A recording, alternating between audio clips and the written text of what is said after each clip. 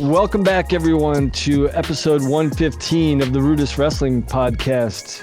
And today I'm joined by a special guest, national champ, three-time All American from the University of Missouri. Sorry, Max. Yeah. We've got Max Askren here. So, yep. how's it going, Max?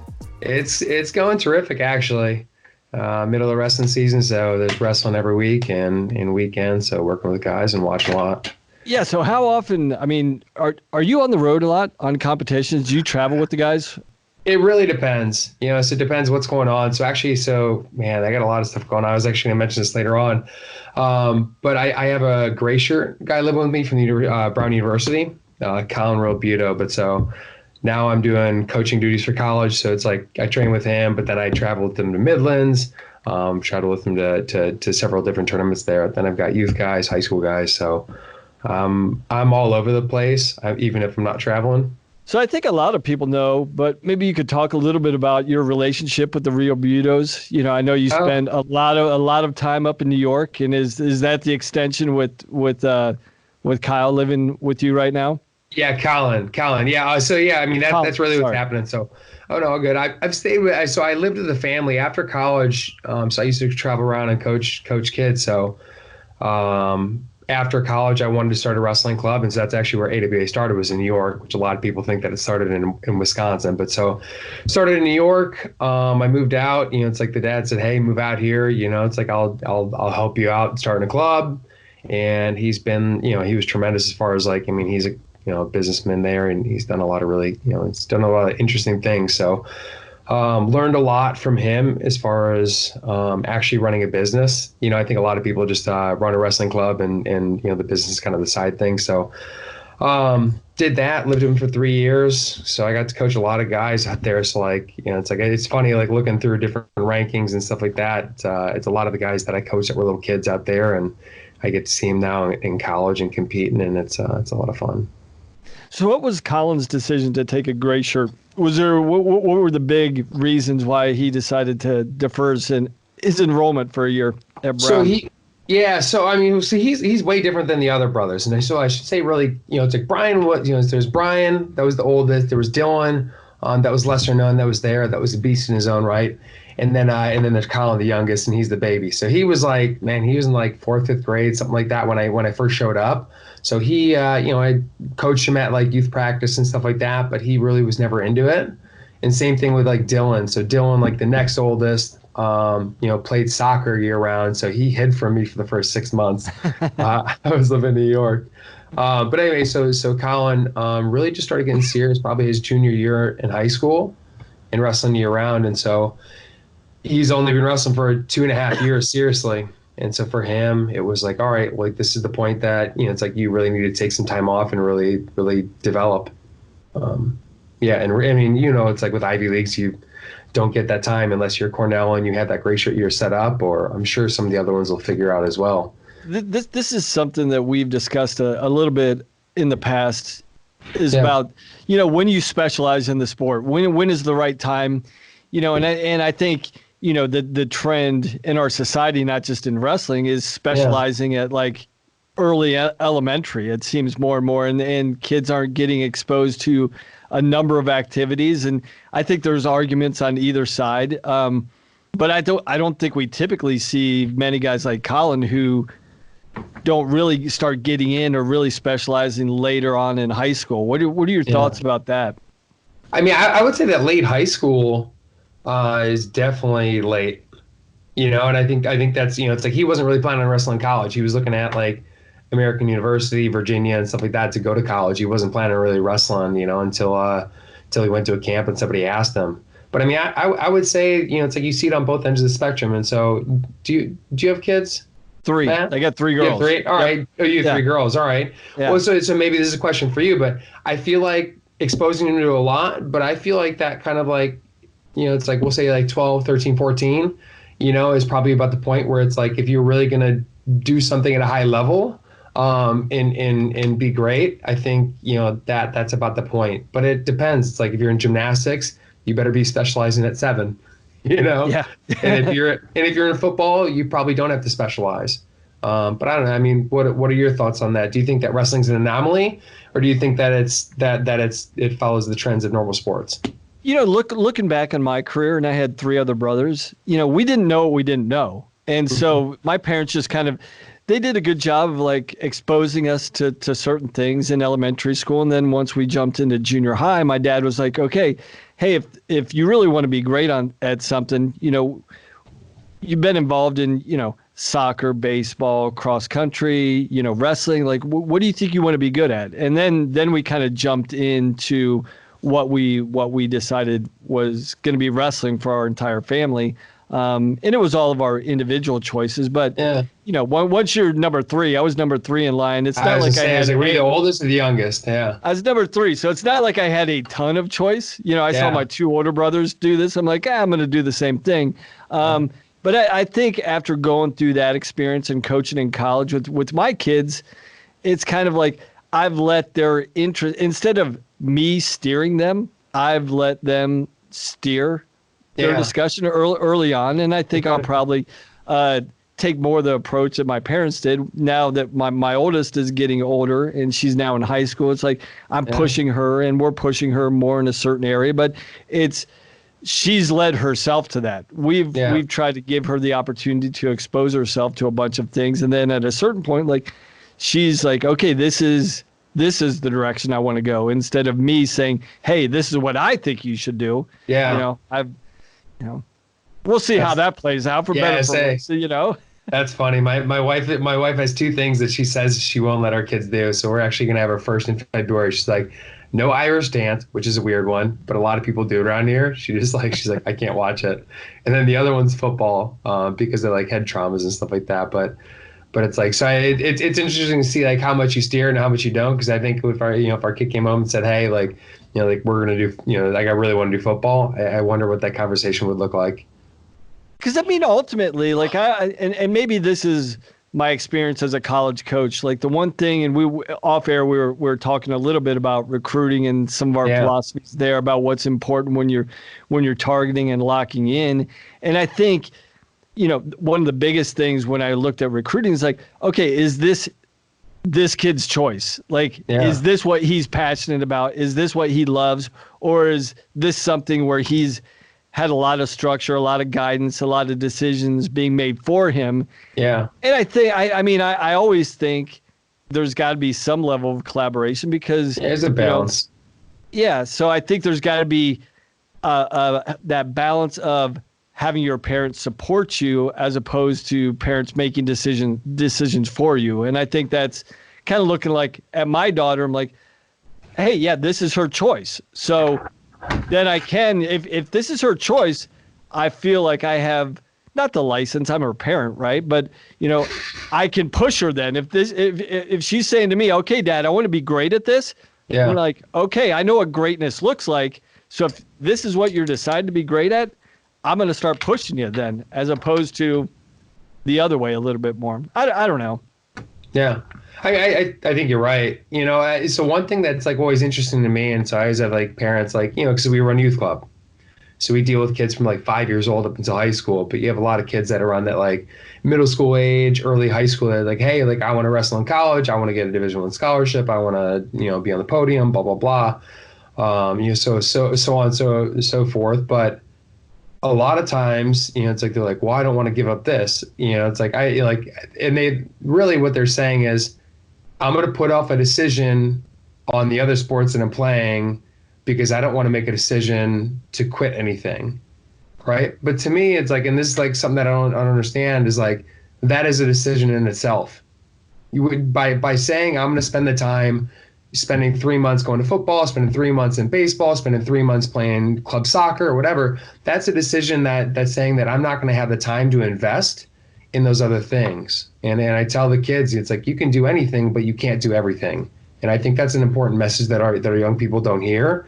They just, they want the feel good stuff. Like, you can do anything. And that's only half of it. Yeah. And I think that's part of it. Like, if you want to be involved in everything, that's fine, but be fine with getting mediocre results in everything you do too. So just you can do that, and that's fine. But you better be. Yeah. Don't tell me you want to be a national champion, All American, all these things. 7 sports. Yeah. It's just not feasible, right? But So, anyways, appreciate you jumping on the show. Yeah, I always enjoy when we do have conversations. I've always enjoyed the conversations we've had. So, doing it a little bit formally, hopefully not that formally today, but jumping into this week. So, starting off the week, we don't have this often anymore in college athletics where we have premier competitions early on in the week, and specifically in wrestling. We typically see it on the weekends, Fridays, Sundays. But, on Monday we had a matchup of 2 top 5 teams, Ohio State, number 3 Ohio State versus number 5 Arizona State. So there's a lot to go through overall. I mean, it was a great match. Nip and tuck is kind of what we thought. I think a lot of people on paper were probably giving the edge to Arizona State. Probably not by a large margin, but I had heard a lot of talk where people were thinking that Arizona State with some of the, not a lot of holes, but I think Ohio State's lineup is still fleshing itself out. So, but again, Arizona's traveling across the country, going into Ohio State in their new facility.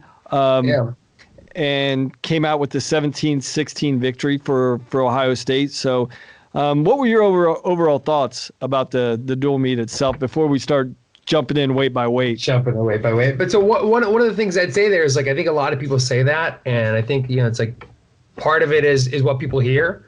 And so it's like the last thing that people can really remember about ASU is that they beat Penn State. So it's like, of course you're like, oh, are they going to beat Ohio State? Yeah. And so overall, like, I think that kind of, it's like it's something that happens with newer programs. And when I say, it's like ASU is not new, but it's like they've turned things around a bit. And I still think there's some inconsistency there. They have good guys, they have a solid lineup, but I would say they're more inconsistent than like an OSU, a Penn State, and Iowa. I mean, even like some of those, like the programs like, I would say like NC State, it's like Michigan, like some of those kind of like middle tier programs. ASU seems like they've got really good results, but they also got ones where you're like, man, like what happened? Yeah, I think this is one of the things we've talked about, the rise. I don't really want to call it a rise because I don't think Arizona necessarily ever went away. Did they maybe slip down in the national rankings? But they didn't just drop out of relevance altogether. Yeah. And one of the things that we've talked about in the past, and like, how long do you actually give? I think we're so quick to jump to judgment about when a head coach takes over. Like within the first 2 years, we start making sweeping judgments about what this program's looking like. And I know Zeke's been at the program for, I think it's his 5th year now. I think you're right. Yeah. One of the things that I've always talked about is like there's establishing culture and then establishing cultural expectations. And I don't think you can get those cultural expectations until you truly establish what your culture should look like. And I think with culture, I think that's a tough thing to establish. It's an easy thing to talk about, but culture's a much tougher thing to establish. I think it typically takes maybe 3 to 5 years. And once you establish that culture and then you start getting some results, it's then making it, once you start getting the results, it's taking that next step to get those culturally established expectations. Where like Iowa, Okie State, Ohio State, Penn State, where they know year in and year out, if I step in the lineup, I should be getting on the podium. I think Arizona State is still at the point where like they think they can get guys on the podium and they will get guys on the podium, but it's not a given expectation, if that makes sense. I understand what you're saying there, and I mean, I agree with you. And so, I mean, there's 2 questions there. I think one was how long does it take, to turn a program around or to build a culture. But I think the other one too that I see is like, and Arizona State's had this, is they've had the same coaching staff pretty much since they got there. But so it's like establishing culture by yourself as a head coach, but there's so many components to it, so if you look at like the best programs, they have an incredibly consistent coaching staff. And I think that makes a huge difference because you learn where you need to pick up slack for other, it's like nobody's the full package. It's like you got guys that are helping like build the team and making sure that people are getting along. You got other people that are helping out with whatever technique it is. So it's like you have like guys like shop on top or, it's like different things like that. And so everyone figures out what their place is and what their role is. And I think that's something that's really good for ASU right now is they've had the same guys there. They've been building. I'm interested to see what the next wave looks like because I think like the Valencias came in, that was the first wave of Zeke's recruiting. And so it's interesting to see what the next will be because it's like Ja'Cory Teamer will be in the next group and some of those other guys.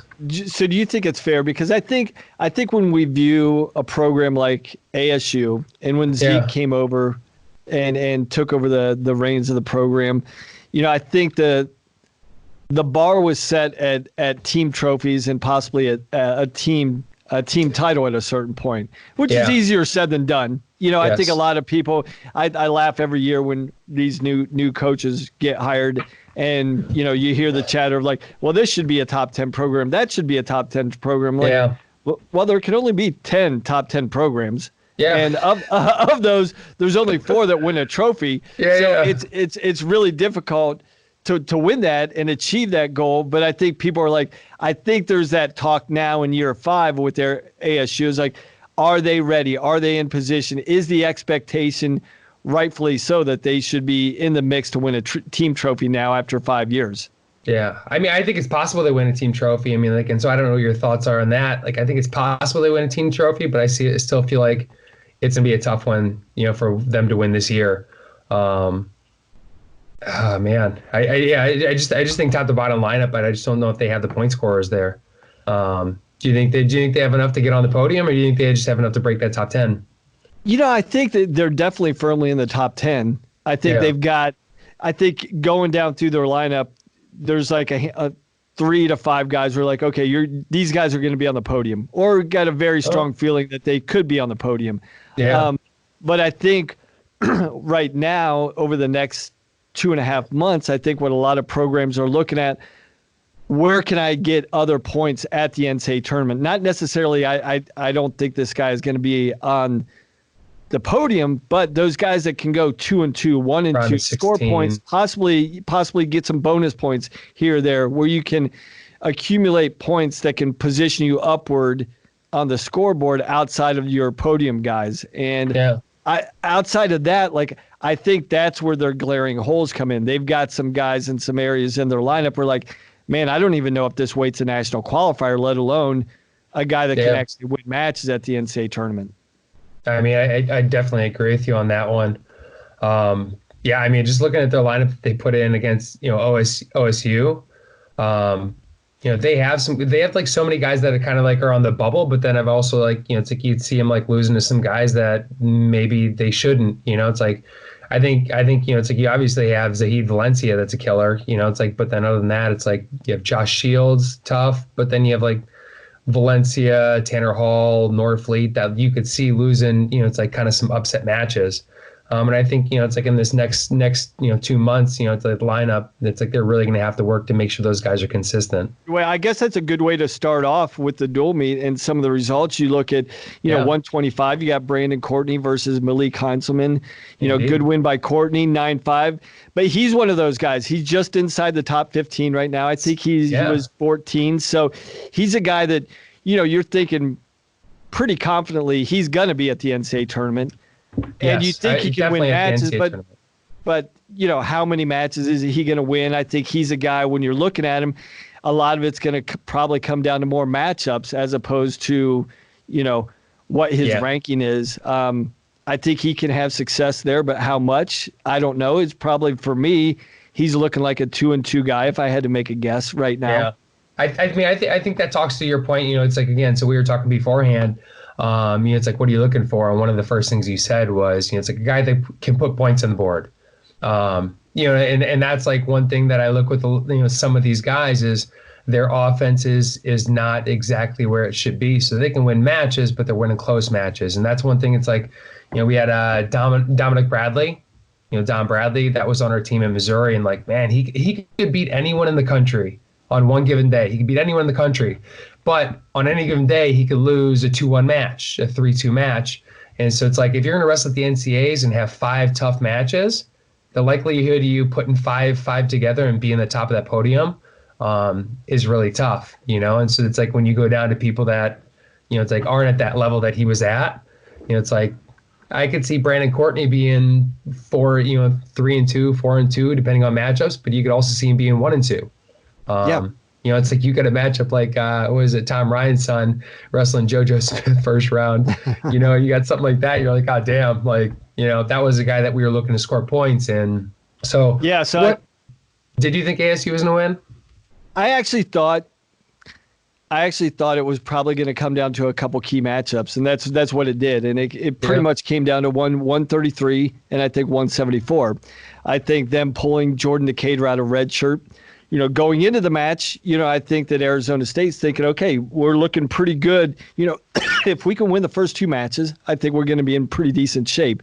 Them Ohio State pulling Jordan Decatur out against, another top 20 guy in Josh Kramer. Yeah. I think that was a big, not a huge momentum shift, but the momentum that I think Ohio State felt that they had to respond to after the first match. I think going into the match, I think Ohio State probably felt we could win the first 2 matches too. Yeah. Looking at the results, it looks like they could have squeaked them out. Yeah. And then, it was a good performance by Decatur. I think it was, them making the decision, one, to pull him out, indicates where they probably feel they need to shore up some places in their lineup to get a team trophy this year. I think there's a good choice because they've had a lot of inconsistent results at 133. I think what Decatur's done, in the first 2 months in his red shirt warrants like, hey, yeah, this is a guy that can score points and probably make it to the NCAA tournament. But then I think to your point, we were talking off air, I think looking at Decatur right now in his first college match, he's got some holes. And what were some of the holes that you picked up? Even though he got the win against a top 20 guy, which is great. It is a good win. But there's probably some glaring things that are like, yeah, man, we got to really shore this up in the next 2 months. Yeah, it's like, and that's the tough thing is you were talking about big holes. Like I would say like Jordan Decatur, if he gets that first move stopped when he's on bottom, he has a hard time getting out. I would say he doesn't really ride it. He takes people down, but he doesn't ride them. And then like watching different things from, from his results earlier on, he's got a great go behind. He's got great reshots, but if he's got to generate offense and get through people's hands, he has a very, very tough time there. And then, he slows down as the match goes. So I think his upswing, I think like you're saying, it's like, it warrants pulling that red shirt. And I think he's still got time to develop and close some of those up. So it's like if he doesn't get ridden, he's dangerous on his feet. He doesn't really need to ride on top that much. But I think those are places that as he grows and as he gets older, he's going to have to develop. Thoughts? You think that's about right, or you got other ideas? Yeah, no, the skill set, the talent level is obvious. That was evident in high school. But I think, what you and I have seen a lot, these ultra talented, super freakishly talented guys in high school, sometimes it's developing their toughness, right? Because guys that are so talented like a Decatur, they just don't get pushed that often in high school, no matter what the tournament they're in. And this guy, Decatur wrestled at a pretty high-profile schedule. He was in the Ironman. He was in high-level events. He wrestled at, Fargo in elite-level events all through high school. But even that in and of itself, he's so skilled that he wasn't consistently challenged on a week in and week out basis like he's going to be now. And how is he going to respond to that toughness? He got through the first one. He wrestled a top 20 guy, even though he's, to your point, he does have some deficiencies. He's got to shore up. But, how's he gonna do? Turn around 4 days later, wrestling against Rutgers on Friday, and wrestling somebody that can ride really, really tough on top. That it's like hopefully can finish a single leg. That was one thing that actually amazed me about that match. is that Kramer couldn't finish that single leg. And he got in 2 times. He got in really deep, but it's like he just could not, to get up in the air. He got moved around. He just could not finish that single leg. It just, because if you finish that single leg, it's changing the match.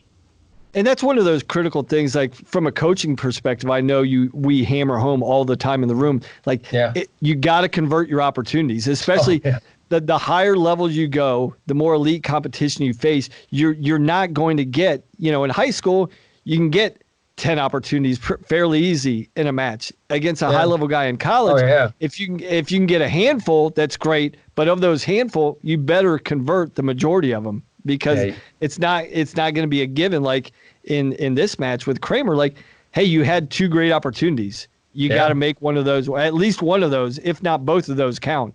And if not, those are the difference makers. And, to your point, this goes back to that, this goes into the NCAA tournament knowing, like, when even more is at stake, even more pressure's on the line, it's critical. You have to have that urgency to convert when you get those opportunities. So here's a question for you as a coach, because you coached at Penn State, you coached, you're the head coach at Binghamton.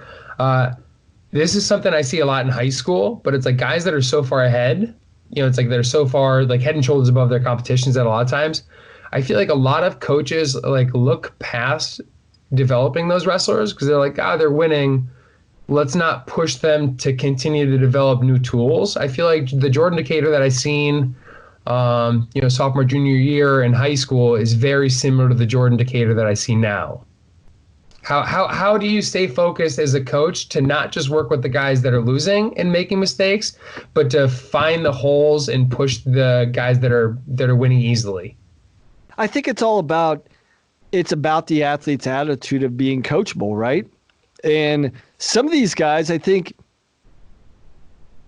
I don't want to say they get intoxicated with their own success and they're not coachable, but when you have success doing things over and over, and like, why do I need to go away from this? Like, I'm successful. I won national titles. I won state titles. I was a number 1 recruit. Like, I am having success. What do you mean I need to change, coach? Even though you're pointing those things out, but that reminds as wrestlers, we're like hard-headed people, and we usually need to learn the hard way. And but I mean that's an argument I hear is 4th graders and 6th graders in my club. I'm winning state titles. I'm winning national titles. Why do I have to learn how to hand fight or ride or do anything like that? And it's like, hey, listen, if you're going to be in the game long enough, like there's other tools that you have to develop, and at different levels you have to learn these skills. Yeah, it's all about, I think, when the light switch goes off for the guy at a given time. It was funny. We had Miles Martin in here yesterday, and we were doing some interviews and talking to him as he's getting ready for the Olympic trials. And, even he was talking, this is the guy that was a 3-time All-American national champ for Ohio State. And he was like, I'm just now figuring out how important nutrition is. If I'm gonna be fighting against the best guys in the world, I can't just do what I got away with in college. And I'm like, well, I'm sure in college, Tom Ryan and the coaching staff was like, hey, nutrition is an important thing. What you're putting in your body, how you're resting, all these little things. Yeah. But even a guy that had this success that he had, like, the light switch is still going off after college. Like, all these things coach was saying in college, like, nutrition is important. So I don't know. I mean, I guess that's the biggest coaching mystery in the world. And if we solve that, like, we would have the golden ticket, right? Like, how do you get a kid to become coachable? I'm like, well, if I figured that out, I'd probably still be in coaching and coaching national champs nonstop. I mean, I guess my question there then, so then we go back to our recruiting conversation. What's the number one thing you look for? Somebody that wants to continue to learn, and that's their lifestyle, and not something that they're done doing when they come to you.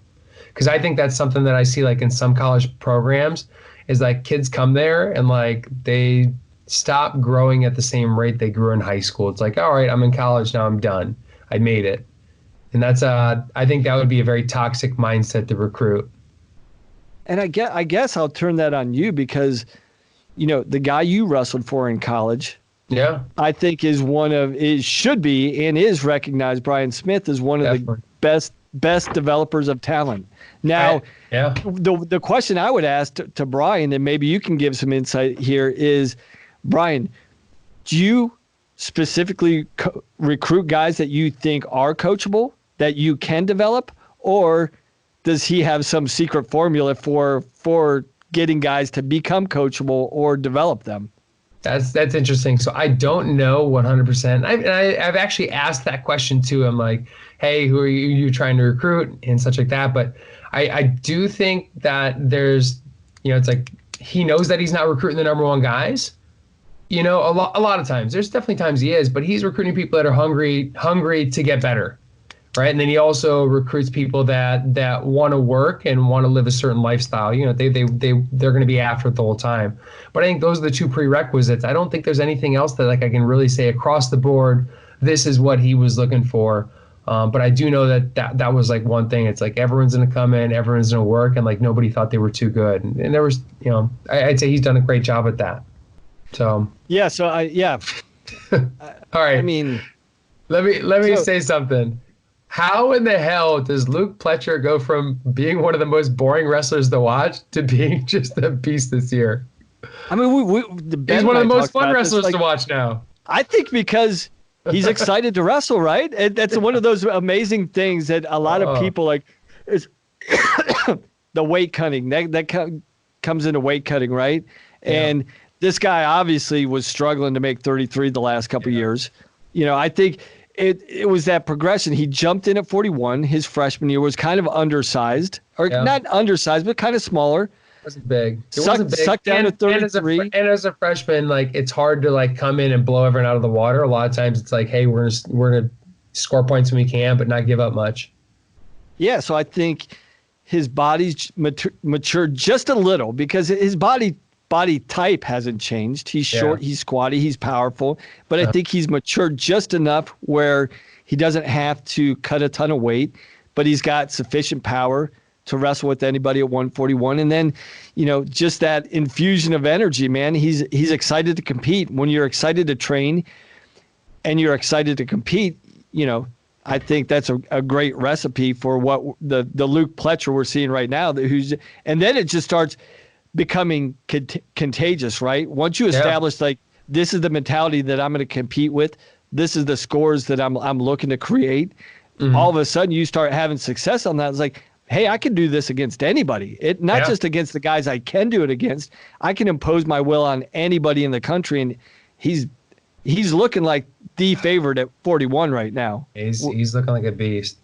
And then the other thing too is like, how is it having, Sammy Sasso as a freshman? How important is it for him to have somebody like that? Because it's like, I remember watching Sammy in high school and I thought he was good, but I didn't think he was this good. I wonder like how much it helps having Pletcher around him with that mindset and saying, hey, it's like I wrestle with this guy in the room. I'm going to do the same damn thing. I think it's that level of accountability that you establish in the room, right? Like the way you have to train, the way you have to compete in the room. Yeah. You carry that level of consistency day in and day out in the room, I think carries over into competition. Indeed. It's fun. I just think it's fun having somebody you do it with, it's like somebody in the room you're like kind of measuring yourself by. And I think it allows Sammy Sasso to kind of like, hey, like he's number one in the country. He's tearing people up. Like I can do this. It's like I'm scrapping with him every day. I can hang with him. Like I should just do the same thing. Yeah. Yeah. So back into the duel here just a little bit. So Pletcher getting the tech fall was absolutely critical to the overall match score at the end of the match. And I think that's the other thing, the responsibility of not only being number one in the country, but the responsibility of being the captain on the team in dual meets like this, where and I'm sure you can give insight in this because you've been in this position where you're the guy on the team. You're the guy that everybody's counting on, not just to get the win, because that was a given. Like, hey, Pletcher, we need bonus points here. Whether it's five or six, we need either 5 or 6. We don't need a major here. We need the 5 or 6. We know it's out there. Go get it. Yeah. Yeah. I mean, it's huge, And so, I mean, like as big as that was. And so I got to watch some of the matches. But, it's like, so he went and got it. That's, I mean, one, again, so the beast and doing what he needs to be doing and showing the leadership. And then the same thing too, you had Sammy Sasso out there. He was actually winning by a major decision and was like on the leg, could have taken the stall call because he hadn't get called yet, but he ended up like letting him go with like 8 seconds left, and it's like then it was 10-3, so it was only 7 points. So that could have been a huge team point, but that's something, it's like hopefully a freshman mistake and he'll learn from there. But it's like you got to learn from those experiences.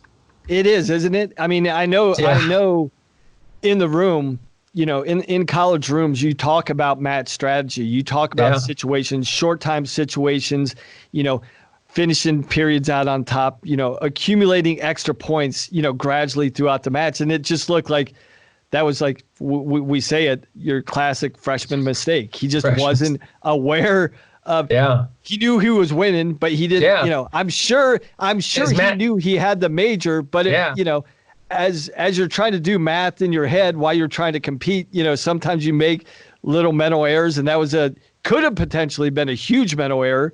It ended up not costing Ohio State, but it could have, right? It could have been huge. Because, I mean, if you think about it, it's like even had they lost a tight match there, it's like with that extra point there, it's like you pick up another one, you say Colin Moore, it's like ends up getting a major. That could have saved them a whole match. So it's interesting. Then I think going into 157, I think this is a similar situation where if you're Arizona State with Ja'Cory Teamer, even though he's a freshman going against another freshman, Elijah Cleary, sophomore. I think, is Cleary a sophomore? He's young. I know either way he's young, but that's probably a situation where if you're Zeke Jones, you're thinking, this is a match, 157, we've got the opportunity for bonus points if we go out and get after it. And Cleary's a tough competitor. He's talented, but you got to think, hey, this is where we can get bonus points. But being a freshman, does he have that urgency and that maturity to step up for the team? Or is he still in a position where he's like, yeah, I'll still take the win. When it comes down to it, I'm going to take the win. Yeah, it's 6-2. I guess I didn't get to watch that match yet. It's 6-2. It seems like it's like if he was going to be putting on the board, points on the board, and it was it's like 8-2. It's like he's a kid, man. I've watched him a lot in high school. He's actually from Vogar Aruja's club, Vogar's Honor Wrestling in Long Island. But he'll go for stuff. He's not afraid. He's not afraid to go for it, and give up a couple points. So I think it must have been a tighter match. So I just don't think he had that ability, because he's good on top too. He's good on top. He can score points. The only thing that I'd say, good defensively too. I mean, he's incredible. Defense is outstanding. And not only is it like there's guys like you could talk about like God, who was it back in the day? Even like Bryce Meredith, I'd say was semi-defensive in his scrambling, or Dean High was defensive in his scrambling. Like if you're grabbing Ja'Cory Teamer's leg, you better be ready to give up 2 points if you're not on your game. So it's like he doesn't just stop and stalemate things. He's like trying to score on you when you're attacking him. It's entertaining. Yeah, it's almost like one of those situations like that's where the real wrestling begins, when you actually touch his leg. He doesn't mind it. Yeah, he's like, hey, typically I would say with most high school guys making that transition into college, like Teamer's that classic case is like, that's where the fight begins. Once you touch his leg, in high school, most of the time you're thinking if you're pretty good and talented, like, okay, what the challenge is getting to the leg. Once I get to the leg, I'm going to convert. In college, like that's actually where the fight begins. And with Teamer, like it's not just where the fight begins. It's where if you're the offensive guy, that's where your desperation better begin. Like if I get to the leg, I better be desperate to finish against this guy. Better be hustling. It's just like a lot of the adjustments people have made on Yanni. It's like those international guys now even are like, it's like they get to the leg, they hustle, because getting to Yanni's leg and not being trying to finish right away is a dangerous proposition. So I guess now you want to jump into 165. I think this is another, probably I don't know if I would say this is a swing match, because I think you probably on paper would favor Josh Shields over Ethan Smith, especially early on. The Ethan Smith we saw early on in the season coming down from 74 last year. He looked to struggle. In the last several weeks, he started to look like he's feeling his stride and feeling comfortable down at 165 and getting some bigger results. So I don't know if this was. I think Ohio State probably thought maybe they could get this match, but this is one for sure. Arizona State absolutely had to win, I think. Yeah, I mean, yeah, definitely. They had to win it. I guess the one thing you think for Ohio State is like, it's like if you've seen him, and again, so he looked like he was struggling at the beginning of the year. He started doing better, and you're like, hey, this is a developmental match. So of course you want to win the dual meet, but let's be honest, everyone thinks about March before they think about the dual meet in the middle of the season. So it's like, I think Josh Shield was a good test for Ethan Smith, and it seems like he's done pretty well. He's continued to grow. I got to be honest, I didn't know he was as young. He's a freshman, and I didn't know he was that young. So for him to have a 6-2 match, and it seems like a pretty decent match, that's pretty positive for him. Like towards the end of the year, we were talking about NCAA point scoring. And Ethan Smith seems like he's a guy with a good upswing. Yeah, and he's got that element. We talked about it a little bit before we were on the air. Is that the element of toughness? Ethan Smith has toughness, and we talked a little bit throughout the show about what I used to look at in recruiting. One is that upside. Obviously, you want to have a guy that continue to grow and elevate and jump levels once he gets into college. But two, I think, my biggest thing was like, I look for toughness. Like, you can be, there's a ton of talented kids. I think I used to say, for most guys, a skill set and a certain level of talent is a prerequisite to wrestle in D1. Everybody's pretty talented in their own right, and a certain level if they're wrestling in D1. So where's the separating points that you can get? And I think fundamentally you got to have fight, you've got to have toughness, you've got to have grit, however you want to describe it. I think Ethan Smith has that, and I think that's the fundamental characteristic that you have to have at the NCAA tournament. You got to be tough there. You got to be willing to fight, because you're going to get, most guys are in for a weekend of fight. Very few guys can just run through the tournament. Most guys are going to have to dig deep, multiple times on that weekend. And I think that's where, if I'm Ohio State and I'm the coaching staff, I'm like, hey, if we stay on this path, if we can stay consistent here at 165, and this guy keeps his head on his shoulders and stays positive with himself, I think this is a guy that potentially could place at the NCAA tournament. God, he really could get on the podium. Yeah, I mean, 100%. I think you're right, and it's like taken into 174. That's one thing that's like Caleb Romero's continued to get better, but I kind of feel like he's so inconsistent, and so it's like, I think he had a great win against Valencia, but and so we kind of going through the dual meet, it's like, man, it's like Valencia's number 9. Has he All American ever? He hasn't, and that's what I would like round of 16, round of 12, right? Yeah, and he's still. Yeah, he came in with such high expectations, and he had such national runner-ups. Yeah, in high school, right? That's what I'm saying, in high school. He's messing dudes up in high school, wrestling on the senior level, making noise. He hasn't seen, and this is the thing that Ben and I have talked about, like, and the thing is, like, his skill set is similar in freestyle and folk style. It's not like, it's not like you look at him in folk style and it's like, oh, he's so great in parterre and he's got this, and that's why he's winning in freestyle. Exactly. He's doing the same things in freestyle that he does in folk style. He's just not, getting the same level of success in folk style. So, my point, and I think Romero, I don't want to discredit this win, but at this point, how great of a win is this for him over Valencia? Yeah, I really think, and so it's like people always talk about it back in the day with like the UFC. I feel like Valencia is like the gatekeeper to the top 8. It's like if you can beat him, you can get on the podium. You might not, but it's like that puts you in that kind of range. So it's like kind of that benchmark, and it's like it's sad because it's like it seems like a great kid, and it's like he works his butt off and he has that freestyle success.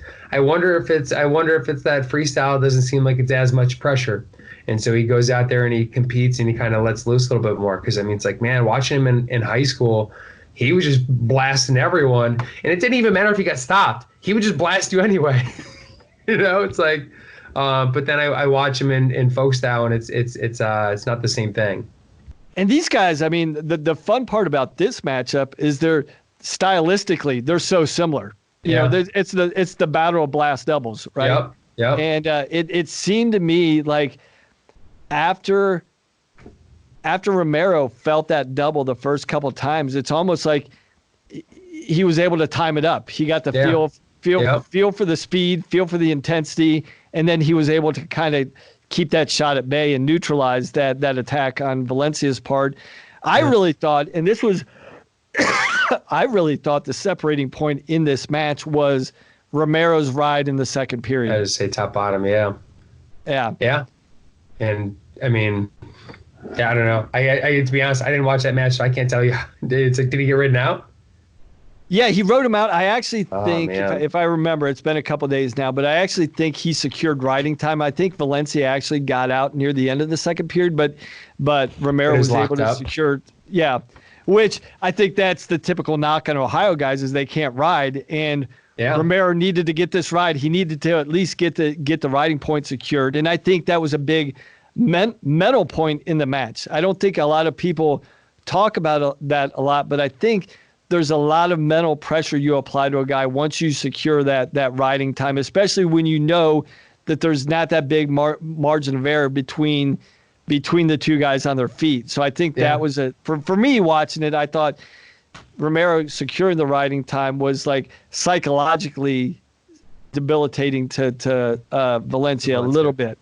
I think it's it is the most. It's like going to tell people it's the most emasculating thing ever to be held down against your own will and not be able to get up.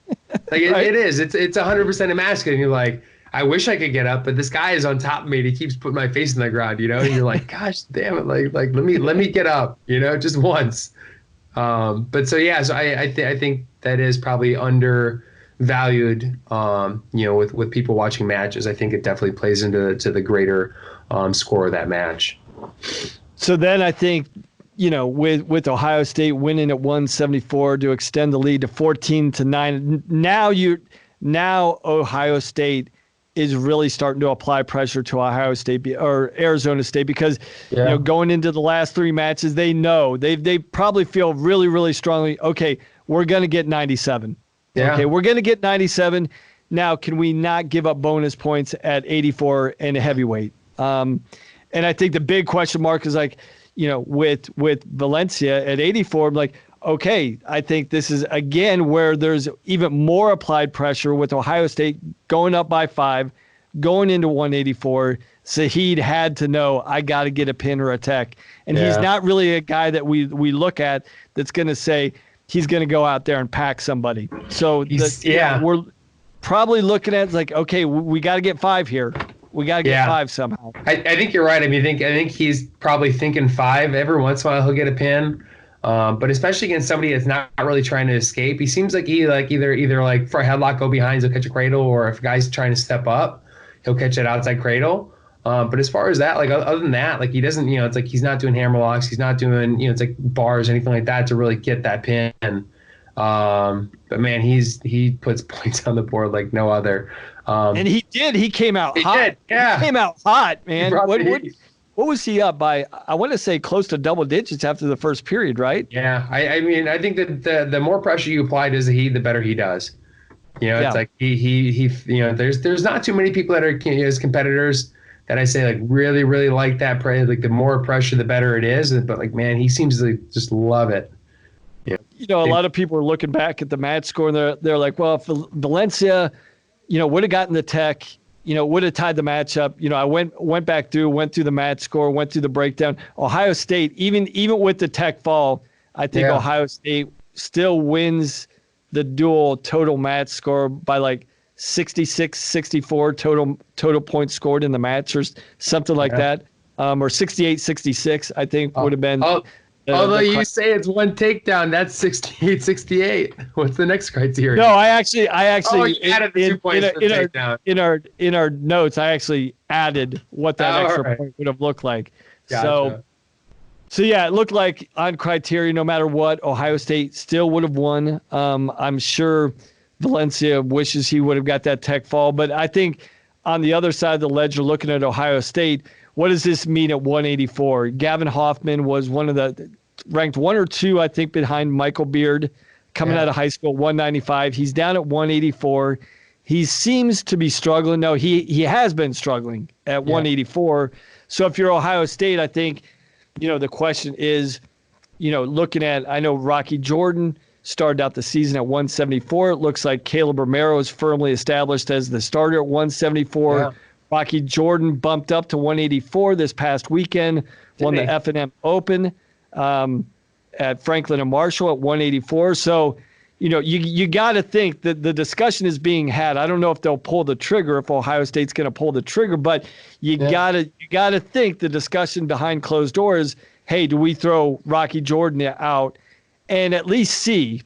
I think what would you do? What would you do in that situation? That's my question. Is like you'd love to test them out. And say, hey, it's like how because I think it's like as it's like those Jordans have been battle tested. All those guys. So it's like it'd be interesting to see how he adjusts and how he does. And I think Rocky Jordan's one of those guys you're looking in the next couple of years that's got a really really high ceiling as far as how he can do. So I guess my question is like, is there any places where they can really test him out? So he wrestled the F&M Open, but who did he wrestle? Did he wrestle any ranked guys? And can you take a guy and wrestle him in a couple dual meets, and not pull their red shirt? I don't think you can do that, can you? It was talked about, maybe. Yeah, he actually used his red shirt last year. Oh, he did? So he's not a red shirt. Yeah, so he's a redshirt freshman. The problem was he was injured all last year. He had surgeries. He lost. He didn't wrestle any competitive matches. So I think the first 2.5 months of the season is really getting him battle tested again at this level, at the D1 level. Yes, I think he's coming into form. And what I would probably do, I don't think this, from the results that we've seen with Gavin Hoffman, he's struggling at 184. If I'm the coaching staff, I don't think this is a situation where you say, hey, should we do a wrestle off in the room? No, I don't think that makes any sense. We've seen Hoffman struggling in competition. If I'm the Ohio State staff, I'm like, hey, let's throw Rocky in there. Let's see how he performs in competition, because it really doesn't matter what's going on in the room. No, we need to see the guy that's going to compete at a high level under the lights. So I think, it'll be interesting, and I think we'll probably see this move that, hey, let's see what we can get out of Jordan, out of Rocky in competition and in the Big Ten schedule, because they're now, I think everybody's into their conference schedules for the most part. So actually seeing what he can do against other Big Ten competition, because I think, if Ohio State's going to win a trophy this year, they need points. They need points. They need all men on the deck. Yeah, because it looks like they're going to have some holes that they potentially might not have national qualifiers at, 57. Yeah. It's looking at like at 33. I think that's the decision they made at 33 to pull Decatur. So I think we'll see a similar thing at 184 with Ohio State to see, if they can get a guy that can score points for them at the NCAA tournament. And then, talking about, critical point scores for Ohio State at the NCAA tournament, 197 is that guy, right? Yeah, that along with Fletcher, Colin Moore is the guy that they're counting on to win an NCAA title, to make it to the finals. And these are the matches that make you just pound your head against the wall when you look at Colin Moore. I'm like, how are we only winning 11-9 against, the number 14 guy in the country? Even though Norfleet, I think it's talented. Yeah. I think part of me thinks it's a stylistic matchup, but then the other part is, man, he just has some brain farts. Watching Colin Moore wrestle, he just there's times you're like, God dang, this guy looks sharp, and then there's other times he just lets the guy get on his legs, and you're like, you're supposed to sprawl at those points, So it's I don't know. It seems like mental lapses more than technical lapses, because most of the time it's if he's there, it's it's hard to get to his legs when he's got his thinking cap on, But then there's other times where he's he forgot that they were going to shoot or forgot that he was supposed to sprawl. Exactly. And this is, I mean, a performance like that is exactly why he might not win, why he should win from a talent perspective when, like you said, when he's got his thinking and his wrestling cap on, you know, he's kind of unstoppable. But when he takes that cap off, man, it's like he can actually beat himself. And I think, and Ben and I have talked about this in the last couple of months, I think Colin Moore is the only guy that can beat Colin Moore at the NCAA tournament. But he's shown he's willing to beat himself and shown that he will beat himself. It's really interesting. So you got guys like I would liken him, especially as a freshman, I would liken him a lot to a guy like Gabe Dean, which the guy was kind of raw. And I think Colin was very raw when like he came in. Like he didn't have much, but God dang, he competed so hard. So hard. But he made mistakes then, just like Dean used to make when he was younger. Dean would make mistakes, but then as Dean got better and better, it's like those openings, those holes closed down. And he got better and better at hand fighting and stopping people from scoring on him as much. And Colin hasn't figured out a way to do that. So I don't know what it is. It's like I don't know if it's a mental thing. I don't know if it's like technically he just doesn't love the hand fight. There's something there though, because he still wrestles pretty hard. I would say he's definitely doing that, but and I think as a coaching staff, that's where you got to be concerned.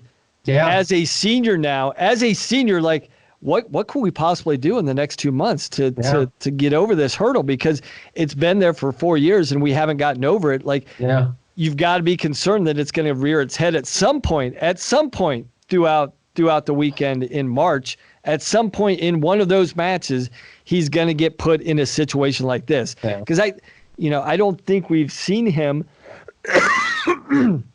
against high-level guys do this repeatedly over the course of 5 matches. Wrestle a flawless execution for 5 straight matches. We haven't seen that before. No, he's not a Dean Heil.